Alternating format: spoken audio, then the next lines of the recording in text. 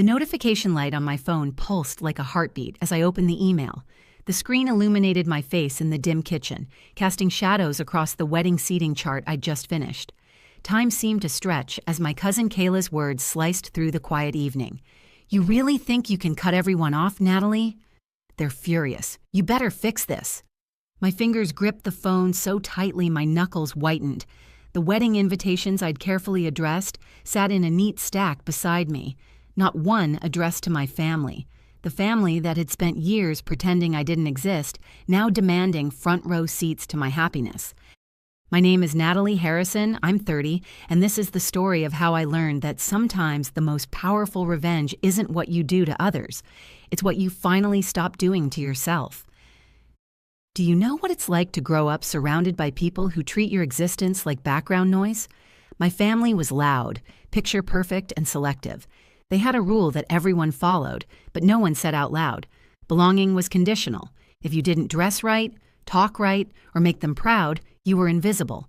By 17, I'd become the family ghost, present in photos only when mom needed symmetry. I thought time would soften them. It didn't. Birthdays went by without calls. My brother's wedding came and went without an invite. Thanksgiving dinners? "Oh, we figured you were busy." Busy. That word was their velvet dismissal. When I left Ohio for a marketing job in Portland, I told myself I'd finally breathe. The distance helped. I met people who didn't need me to perform, friends who laughed too loud, neighbors who dropped off soup when I was sick, real people. Then came Liam, a man who loved quietly. He didn't ask for explanations, just honesty. When he proposed under the rain-lit bridge downtown, I said yes before he even finished the sentence. As our wedding plans unfolded, something inside me stayed cold. I couldn't shake the thought of sending invitations to the same family that had spent years pretending I didn't exist. Every RSVP would feel like charity, so I didn't send a single one. Kayla's message arrived like a detonation.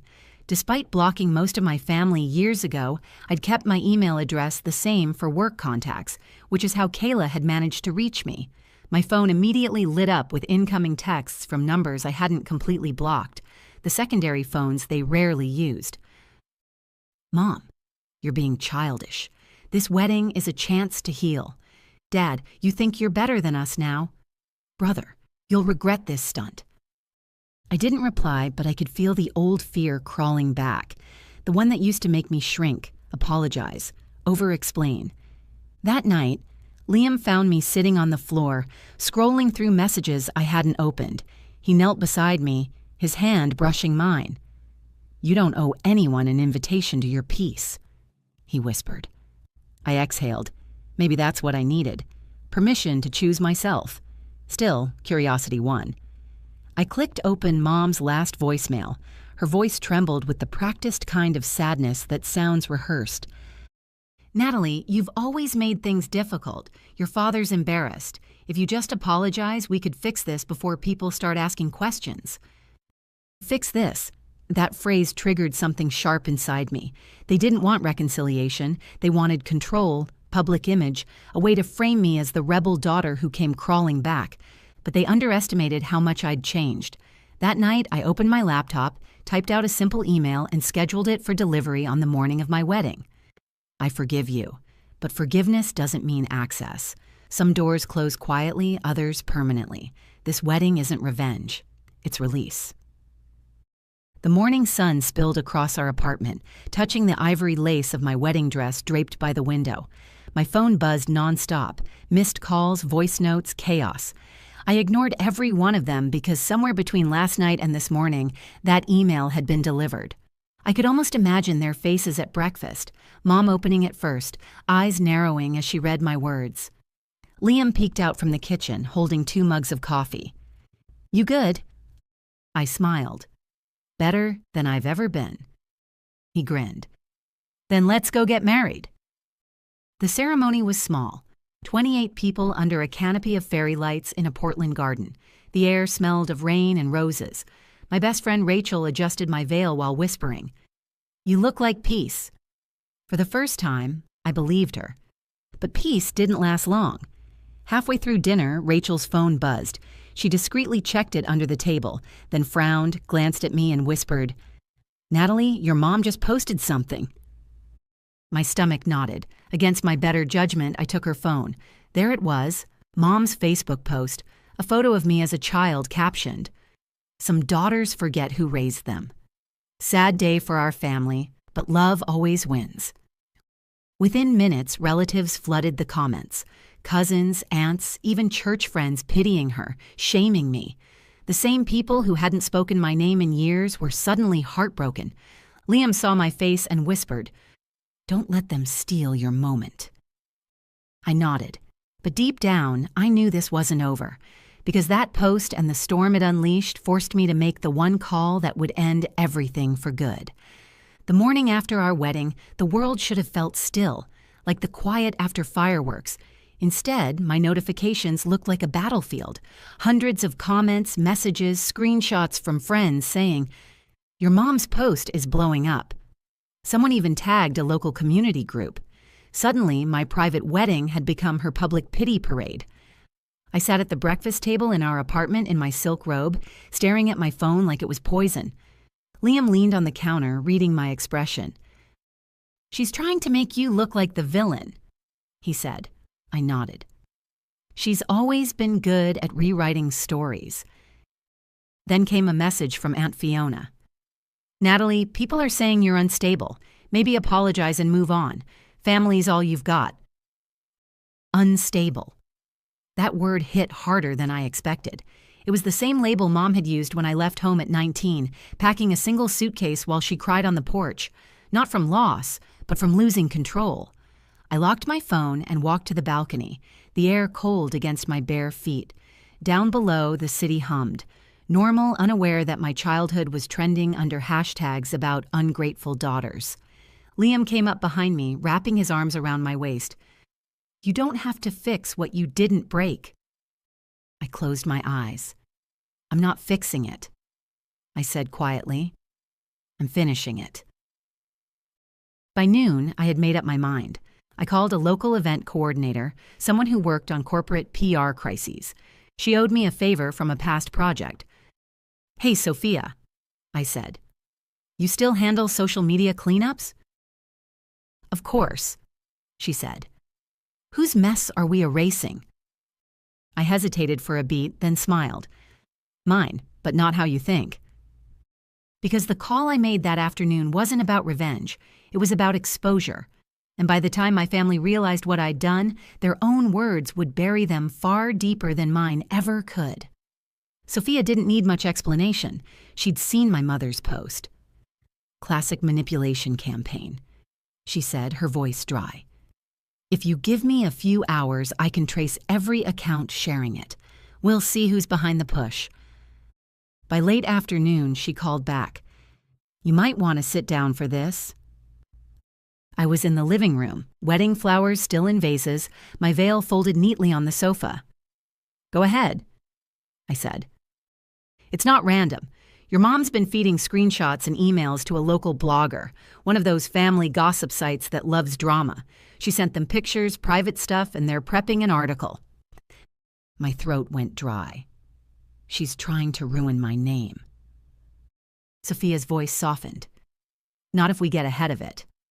You still have that photo collection from when she threw you out?" I did. Years ago, after Mom told people I'd walked out ungrateful, I'd saved the eviction notice she taped to my door, the text messages, the documentation of how she created false accusations against me, evidence I'd kept to protect myself if she ever escalated again. "Send them," Sophia said. "We'll build your side. Calm, factual, professional. No anger, just receipts." When I hung up, Liam was watching me. "You're really doing this?" "I'm done hiding." He nodded slowly. "Then do it right. Tell the truth. Not for them, but for you." So I did. I wrote a letter, one long, calm message, and sent it to the same blogger my mother had used. I attached my documents, timelines, and photos. I told them I wasn't asking for pity, only fairness. Within hours, the blogger replied, "We've reviewed everything. Thank you for trusting us. The story will be updated. The next morning, the headline changed. Daughter speaks out. Family lies, love, and the price of silence. By noon, the comments turned. People saw through the act. My mother's sympathy tour collapsed under the weight of her own words. And for the first time, the silence around my name wasn't shame. It was peace. By the next morning, my phone looked different, quieter. No new insults, no pity messages, just silence, the kind that felt earned. Mom, however, wasn't done. Around 9 a.m., she called from an unknown number. I let it ring out, but she left a voicemail. Her voice was brittle, trembling with fury. Natalie, you had no right. You embarrassed this family. Your father's humiliated. You'll regret this. I replayed that line twice, not because it hurt, but because it didn't. That's when I made the call, the one I'd been saving. It wasn't to Sophia or the blogger or even to Liam. It was to my lawyer, Victoria, the same woman who helped me file a harassment order years ago when Mom wouldn't stop showing up at my old apartment. Hi, Victoria, I said. It's Natalie. I need to update the terms on that old order. My family's crossed a new line. Within minutes, she pulled the digital trail. Mom's defamation posts, the public harassment, the leaked personal photos. You've got a solid case, Victoria said. This isn't family drama anymore. It's digital harassment and invasion of privacy. By noon, she drafted the legal notice, a cease and desist order warning that if my family continued their smear campaign, we'd press charges for defamation and emotional distress. I signed it electronically. She sent it straight to Mom's email with copies to my father, my brother, and Aunt Fiona. An hour later, my phone buzzed again. One text from Dad. You didn't have to go this far. I stared at it, then typed my only reply. You should have stopped her before I had to. After that, nothing. No calls, no comments, no posts, just the heavy stillness of a bridge finally burned and the faint, liberating scent of freedom on the other side. That night, Liam took my hand across the dinner table. You okay? I smiled, small, steady. For the first time in my life, I actually think I am. 2 weeks passed, and the storm around my name died out completely. The legal action Victoria had threatened was never needed.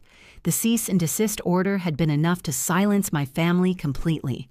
The blogger's updated article had run its course, with most readers supporting my position after seeing the evidence. That's the thing about public pity. It expires fast. Mom never reached out again. Her silence didn't ache the way I expected. It felt deserved. I heard through a cousin that she deleted her social media accounts after the blogger issued a follow-up clarifying how she'd falsified messages. My father had retreated too. No apologies, no defense, just avoidance. For the first time, my world was quiet.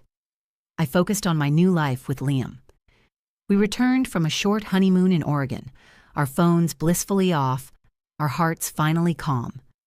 After returning from our honeymoon, we spent the next few weeks settling into our new apartment across town, a fresh start in every way. Some nights, though, I'd wake to faint echoes of old memories, the sound of my mother's voice calling my name, the way I'd always run toward it, hoping it meant love this time. But love, I learned, doesn't beg. It doesn't demand performance. It stays. One evening, while unpacking boxes in our new apartment, I found an old photograph buried in a drawer, a family picture from when I was 10. We were smiling on a picnic blanket, sunlight slicing through the trees. For a heartbeat, I wanted to keep it, but then I noticed it. Mom's arm wasn't around me. It was around my brother. I was just there. I slipped the photo into an envelope and mailed it to Victoria with a note. Keep this for the case file.